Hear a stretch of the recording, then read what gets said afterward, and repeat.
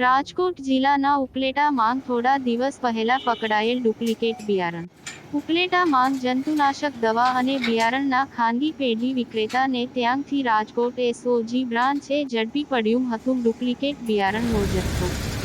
Duplicate બિયારણ જથ્થો ઝડપ્યા બાદ ખેતીવાડી ખાતું હરકતમાં. જિલ્લા ખેતીવાડી અધિકારીની ટીમ દ્વારા ધોરાજી માંગ બિયારણના વિક્રેતાઓને ત્યાં હાથ ધરાઈ તપાસ.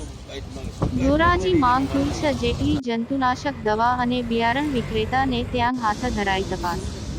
ખેતીવાડી અધિકારીની ટીમે બિયારણ વિક્રેતાઓને ત્યાં હાથ ધરી તપાસ.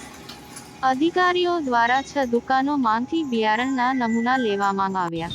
બિયારણના નમૂના લઈ અને અધિકારીઓ દ્વારા જૂનાગઢ અને ગાંધીનગર ખાતે ટેસ્ટિંગમાં મોકલી આપવામાં આવ્યા.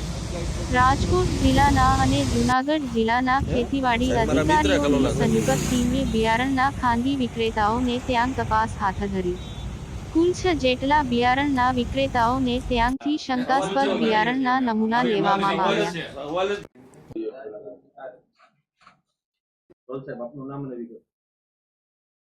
કાસુંદ્રા સંયુક્ત ખેતી નિયામક વિસ્તરણ જૂનાગઢ. આજ રોજ ધોરાજી ખાતે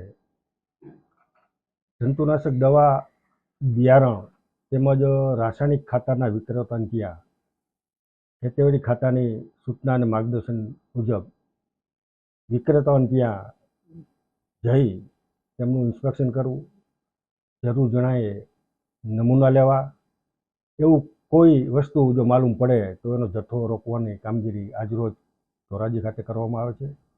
અત્યારે 5 વિક્રેતાને ત્યાં મુલાકાત લીધેલ, 4 નમૂના લીધેલ છે. આનો મુખ્ય આશય કે ચોમાસું સિઝન શરૂ થવામાં છે અને ખેડૂતો ખાતર તેમજ બિયારણની ખરીદી લગભગ બધા ખેડૂતો હવે શરૂ કરવામાં છે. ખેડૂતોને ગુણવત્તાયુક્ત બિયારણ, રાસાયણિક ખાતર અને જંતુનાશક દવા મળી રહે એ આશયથી આ સ્કોડની રચના થયેલ છે. છેલ્લા 3 દિવસથી સમગ્ર રાજ્યમાં આ કામગીરી ચાલુ છે. જરૂર જણાયે એવી કોઈ અનિયમિતતા વિક્રેતાઓને ત્યાં હોય, સ્ટોક રજિસ્ટર છે, બિલબુક છે, એ જો કોઈ નિભાવેલ ના હોય તો તેમને પણ નોટિસ ઇસ્યુ કરી અને 10 દિવસમાં આનો નિકાલ કરવાની પણ અત્રેથી અમારા તરફથી લેખિતમાં એને સૂચના પણ આપવામાં આવે. મોટો જથ્થો છે ખાતરનો પકડ્યો, શું કહેશો? રાસાયણિક અગાઉ પણ અનેક જગ્યાએ ખાતર અને બિયારણ ડુપ્લિકેટ પકડાયું છે. ધોરાજીમાં આવું કોઈ શંકાસ્પદ વસ્તુ?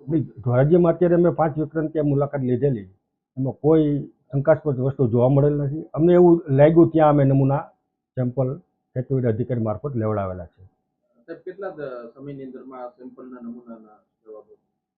સેમ્પલના નમૂના જૂનાગઢ અને ગાંધીનગર લેબોરેટરી ખાતે મોકલવાનો થાય છે. ધારો કે જર્મિનેશન હોય તો જૂનાગઢ હોય, પછી ગ્રોઆઉટ ટેસ્ટ હોય તો ગાંધીનગર હોય, પછી કોઈ એવું સસ્પેક્ટેડ અમને લાગે એવા સેમ્પલ અમે ડ્રો કરી એના પણ અમે ગાંધીનગર મોકલીએ.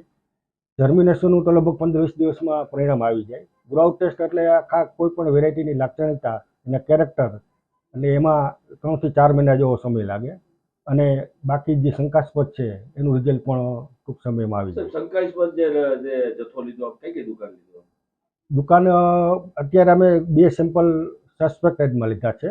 એટલે અમે ટોટલી જે અમને ટાર્ગેટ ફાળવવામાં આવે એમાં લાગે કે આ સસ્પેક્ટેડ છે એના અમે સેમ્પલ ડ્રો કરીએ છીએ.